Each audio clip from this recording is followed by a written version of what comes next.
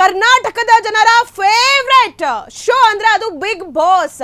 ಈಗ big boss ಶೋನ ಬಂದ್ ಮಾಡಲಾಗ್ತಿದೆ. ಇನ್ನು ಮುಂದೆ ಬಿಗ್ ಬಾಸ್ ಶೋ ಇರೋದಿಲ್ಲ. 2ನೇ ವಾರಕ್ಕೆ ಬಿಗ್ ಬಾಸ್ ಬಂದ್ ಆಗ್ತಿದ್ಯಾ? ಬಿಗ್ ಬಾಸ್ ಮನೆಗೆ ಬೀಗ ಹಾಕಿದ ಅಧಿಕಾರಿಗಳು. ಹಾಗಾದ್ರೆ ಮುಂದೇನಾಗುತ್ತೆ? ನಿಯಮ ಉಲ್ಲಂಘನೆ, ಜಾಲಿವುಡ್ ಸ್ಟುಡಿಯೋ ಈಗ ಬಂದ್ ಆಗಿದೆ.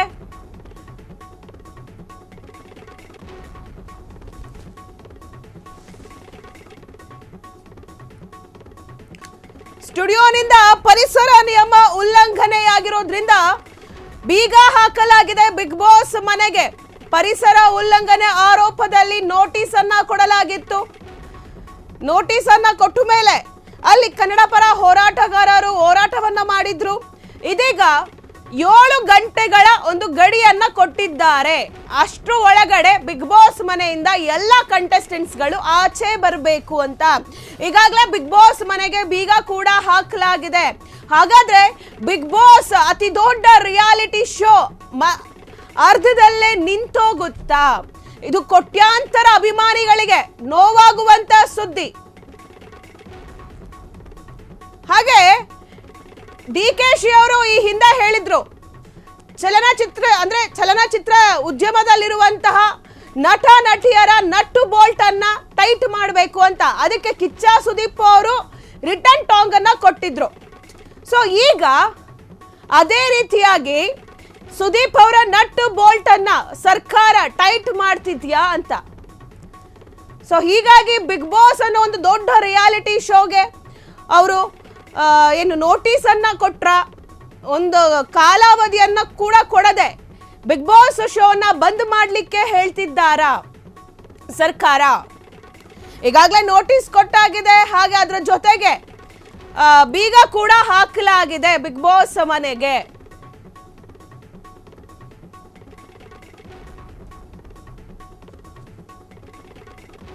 ಎಸ್, ಬಿಗ್ ಬಾಸ್ ಅನ್ನೋದು ಜಸ್ಟ್ ಒಂದು ಶೋ ಅಲ್ಲ, ಅದು ಕೋಟ್ಯಾಂತರ ಅಭಿಮಾನಿಗಳ ಮನಸ್ಸಿನಲ್ಲಿರುವಂತಹ ಒಂದು ದೊಡ್ಡ ರಿಯಾಲಿಟಿ ಶೋ. ಬಿಗ್ ಬಾಸ್ಗೆ ಒಂದು ದೊಡ್ಡ ಸ್ಥಾನವನ್ನೇ ಕೊಟ್ಟಿದ್ದಾರೆ ಕರ್ನಾಟಕದ ಜನರು.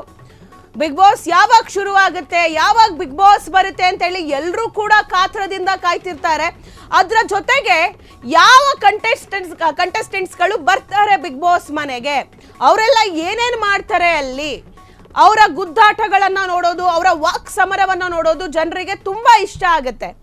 ಸೊ ಹೀಗಾಗಿ ಬಿಗ್ ಬಾಸ್ ರಿಯಾಲಿಟಿ ಶೋಗೆ ಜನರು ಕಾತುರದಿಂದ ಕಾಯ್ತಿದ್ರು. ಇದೀಗ 2ನೇ ವಾರಕ್ಕೆ ಬಿಗ್ ಬಾಸ್ ಕಾಲಿಟ್ಟಿರುವಂತದ್ದು. ಈ 2ನೇ ವಾರದಲ್ಲೇ ಬಿಗ್ ಬಾಸ್ಗೆ ಅತಿ ದೊಡ್ಡ ಗಂಡಾಂತರ ಎದುರಾಗಿದೆ. ನೋಡಿ, ಬಿಗ್ ಬಾಸ್ ಮನೆಗೆ ಬೀಗವನ್ನ ಹಾಕಲಾಗಿದೆ. ಅಲ್ಲಿರುವಂತ ಕಂಟೆಸ್ಟೆಂಟ್ಸ್ಗಳು 7 ಗಂಟೆ ಒಳಗಡೆ ಹೊರಗೆ ಬರಬೇಕು ಅಂತ ಹೇಳಿ ಒಂದು ರೂಲ್ ಅನ್ನು ಕೂಡ ಹಾಕಲಾಗಿದೆ. ಸೊ ಹೀಗಾಗಿ ಬಿಗ್ ಬಾಸ್ ಅರ್ಧಕ್ಕೆ ನಿಂತೋಗುತ್ತಾ? ಡಿ.ಕೆ. ಶಿವಕುಮಾರ್ ಅವರು ನಟ್ಟು ಬೋಲ್ಟು ಟೈಟ್ ಮಾಡ್ತೀನಿ ಅಂತ ಹೇಳಿದ್ರು, ಅದು ಇದಕ್ಕೇನಾ? ಡಿ.ಕೆ. ಶಿವಕುಮಾರ್ ಅವರು ನಟ್ಟು ಬೋಲ್ಟ್ ಅನ್ನ ಟೈಟ್ ಮಾಡ್ತೀನಿ ಅಂತ ಹೇಳಿದ್ದು ಸೊ ಇದೇ ರೀಸನ್ಸ್ಗಳಗ ಯಾರ್ಯಾರು ರೂಲ್ಸ್ ಅನ್ನ ಫಾಲೋ ಮಾಡಲ್ಲ ಅವ್ರಿಗೆ ನಟ್ಟು ಬೋಲ್ಟ್ ಅನ್ನ ಈಗ ಟೈಟ್ ಮಾಡ್ತಿದ್ದಾರೆ ಡಿ.ಕೆ. ಶಿವಕುಮಾರ್ ಅವರು. ಅದಕ್ಕೆ ಸುದೀಪ್ ಅವರು ಕೂಡ ಒಂದು ಆಪೋಸಿಟ್ ಆಗಿ ಒಂದೆರಡು ಟಾಂಗ್ ಕೊಡುವಂತ ಮಾತುಗಳನ್ನು ಕೂಡ ಆಡಿದ್ರು. ಎಸ್, ಈಗ ಸರ್ಕಾರ ನೋಟಿಸ್ ಅನ್ನ ಕೊಟ್ಟಿರುವಂತದ್ದು ಬಿಗ್ ಬಾಸ್ ಮನೆಗೆ. ನೋಟಿಸ್ ಅನ್ನು ಕೂಡ ಕೊಟ್ಟು ಈಗ ಬಿಗ್ ಬಾಸ್ನ 7 ಗಂಟೆ ಒಳಗಡೆ ಕ್ಲೋಸ್ ಮಾಡಬೇಕು. ಅಲ್ಲಿರುವಂತಹ ಕಂಟೆಸ್ಟೆಂಟ್ಸ್ಗಳು ಹೇಗಿದ್ದಾರೆ ಹಾಗೆ ಬಟ್ಟೆಗಳನ್ನು ತುಂಬಿಕೊಂಡು 7 ಗಂಟೆ ಒಳಗೆ ಮನೆಯಿಂದ ಹೊರಗೆ ಬರಬೇಕು ಅಂತ ಹೇಳಿ ನೋಟಿಸ್ ಅನ್ನು ಕೂಡ ಕೊಡಲಾಗಿದೆ. ಜೊತೆಗೆ ಬೀಗವನ್ನು ಕೂಡ ಹಾಕಲಾಗಿದೆ ಬಿಗ್ ಬಾಸ್ ಮನೆಗೆ. ಇದು ನಿಜವಾಗ್ಲೂ ಕರ್ನಾಟಕದ ಜನರಿಗೆ ನೋವನ್ನ ತರುವಂತಹ ಸುದ್ದಿಯೇ. ಯಾಕಂದ್ರೆ ಬಿಗ್ ಬಾಸ್ ಜಸ್ಟ್ ಒಂದು ಶೋ ಅಲ್ಲ, ಅದು ಎಲ್ಲರ ಒಂದು ಭಾವನೆ. ಇನ್ನು ಈ ವಿಚಾರದ ಬಗ್ಗೆ ಮಾತಾಡೋದಕ್ಕೆ ನಮ್ಮ ಸೀನಿಯರ್ ಆಂಕರ್ ಆಗಿರುವಂತಹ ಸಾಹಿಲ್ ಅವರಿದ್ದಾರೆ. ಬನ್ನಿ ಅವ್ರನ್ನ ಮಾತಾಡ್ಸ್ತಾ ಹೋಗೋಣ. ಹಲೋ ಸಾಹಿಲ್ ಅವರೇ. ದಿವ್ಯಾ, ಈಗ ಬಿಗ್ ಬಾಸ್ ಅಂದ್ರೆ ಒಂದು ದೊಡ್ಡ ರಿಯಾಲಿಟಿ ಶೋ. ಸೊ ಸರ್ಕಾರ ಒಂದಷ್ಟು ಕಾಲಾವಧಿಯನ್ನ ಕೊಡ್ಬೋದಾಗಿತ್ತಲ್ಲ ಸರಿಪಡಿಸ್ಕೊಳ್ಳೋದಕ್ಕೆ. ಸಡನ್ ಆಗಿ ಇವಾಗ ಬಿಗ್ ಬಾಸ್ ಮನೆಯನ್ನ ಕ್ಲೋಸ್ ಮಾಡಿದ್ರೆ ಕಂಟೆಸ್ಟೆಂಟ್ಸ್ಗಳು ಏನ್ ಮಾಡ್ಬೇಕು, ಕರ್ನಾಟಕದ ಜನರು ಏನ್ ಮಾಡ್ಬೇಕು? ದಿವ್ಯಾ, ಸರ್ಕಾರದ ಅಸಲಿ ಆಟ ಈಗ ಶುರುವಾಗಿದೆ ಅನ್ನೋ ತರ ಭಾಸವಾಗ್ತಾ ಇದೆ ದಿವ್ಯಾ. ಈ ಹಿಂದೆ ಡಿ.ಕೆ. ಶಿವಕುಮಾರ್ ರಾಜ್ಯದ ಉಪಮುಖ್ಯಮಂತ್ರಿ ಅವರು ಸಿನಿಮಾ ಇಂಡಸ್ಟ್ರಿಯ ನೆಟ್ಟು ಬೋಲ್ಟು ಟೈಟ್ ಮಾಡಬೇಕಾಗಿ ಬಂದಿತ್ತು ಅಂತ ಹೇಳಿ ಒಂದು ಮಾತನ್ನ ಆಡಿದ್ರು. ಆ ವಾಕ್ಯ ಈಗ ನೆನಪಿಸ್ಕೊತಾ ಇದ್ದಾರೆ ಜನ. ಕಾರಣ ಇದೇ ನೆಟ್ಟು ಬೋಲ್ಟು ಟೈಟ್ ಮಾಡೋ ರೀತಿನ ಅಂತ ಹೇಳಿ.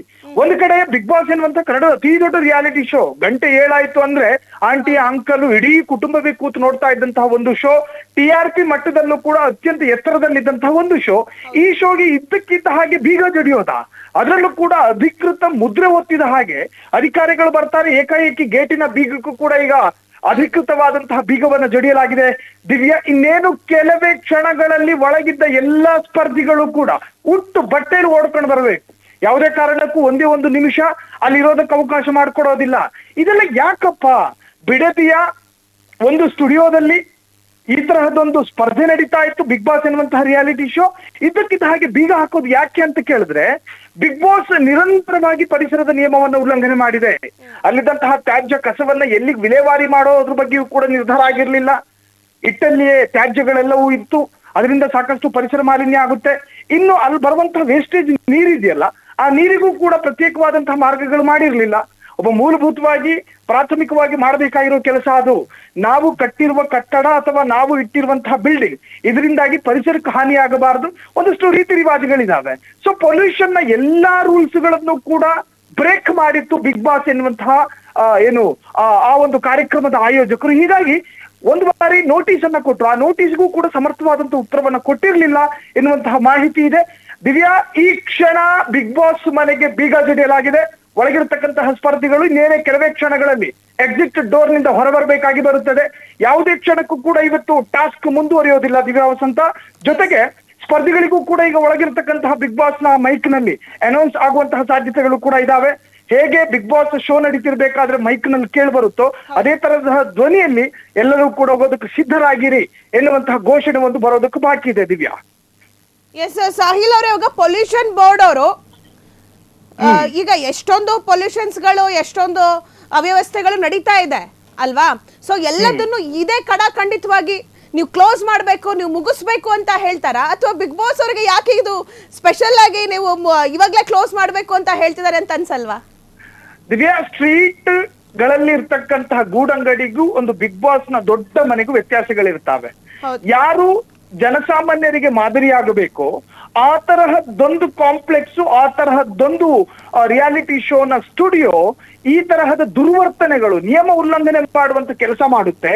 ಅದಕ್ಕೆ ಸಂಬಂಧಪಟ್ಟಂತ ಅಧಿಕಾರಿಗಳು ನೋಟಿಸ್ ಅನ್ನ ಕಳುಹಿಸಿ ಕೊಡ್ತಾರೆ. ಬೈ ಹ್ಯಾಂಡ್ ಬಿಗ್ ಬಾಸ್ ನ ಆಯೋಜಕರು ಸ್ವೀಕಾರ ಮಾಡ್ಕೊಂಡವ್ರೆ ನೋಟಿಸ್ ಅನ್ನ. ಆದ್ರೆ ಆ ನೋಟಿಸ್ಗೆ ಸ್ಪಂದಿಸಬೇಕಾದ ಜವಾಬ್ದಾರಿ ಯಾರ್ದು? ಬಿಗ್ ಬಾಸ್ ನ ಆಯೋಜಕರದು. ನೀವೇ ನಿರ್ಲಕ್ಷ್ಯ ಮಾಡ್ತೀರಿ ಅನ್ನುವುದಾದ್ರೆ ನೀವ್ ಯಾರಿಗ್ ಮಾದರಿ, ನೀವ್ ಯಾರಿಗ ಇನ್ಸ್ಪಿರೇಷನ್ ಆಗ್ತೀರಿ?